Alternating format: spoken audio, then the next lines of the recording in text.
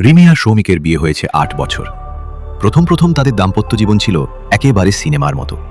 একসাথে সিনেমা দেখা, বাইরে ঘুরতে যাওয়া, মাঝরাতে হঠাৎ আইসক্রিম খেতে বেরোনো। বন্ধুরা বলতো, তোমাদের দেখে মনে হয় প্রেমের গল্পটা এখনো শেষ হয়নি। কিন্তু সময়ের সাথে সাথে সব কিছু বদলাতে শুরু করল। চাকরির চাপ, সংসারের দায়িত্ব, সন্তানের পড়াশোনা, সব মিলিয়ে তাদের দুজনের মধ্যে দূরত্ব তৈরি হলো। আগে যেখানে ছোট্ট কোনো ব্যাপারেই তারা খিলখিলিয়ে হাসত, এখন সেখানে ঝগড়া বাঁধতে লাগলো।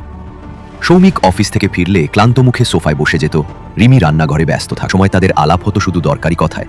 চা খাবে, বাজার থেকে কি আনবো, ছেলের হোমওয়ার্ক দেখেছো। রিমি মাঝে মাঝে আয়নায় নিজেকে দেখে ভাবত, আমি কি আগের মতো সুন্দর নেই? তাই কি সৌমিক আর আগের মতো কথা বলে না? অন্যদিকে সৌমিকও ভেতরে ভেতরে ভাবত, হয়তো আমি খুব ব্যস্ত হয়ে গেছি, রিমি নিশ্চয়ই কষ্ট পাচ্ছে। কিন্তু কেউই মুখ খুলত না। একদিন রাতে হঠাৎ বিদ্যুৎ চলে গেল। মোমবাতি জ্বালাতে গিয়ে রিমির হাত পুড়ে গেল সামান্য। সৌমিক দৌড়ে গিয়ে তার হাত ধরে ফুঁ দিতে লাগলো। সেই মুহূর্তে দুজনের চোখ একে অপরের দিকে পড়ল। অনেকদিন পর তারা আবার সেই পুরনো ভালোবাসার উষ্ণতা অনুভব করল। সৌমিক বলল, রিমি, আমরা কি খুব বদলে গেছি?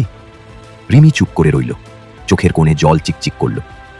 সৌমিক হাতটা শক্ত করে ধরে বলল, জীবনের ঝড়ঝাপটা আমাদের ক্লান্ত করেছে ঠিকই, কিন্তু আমি এখনো তোমাকেই চাই। তুমি ছাড়া আমি অসম্পূর্ণ।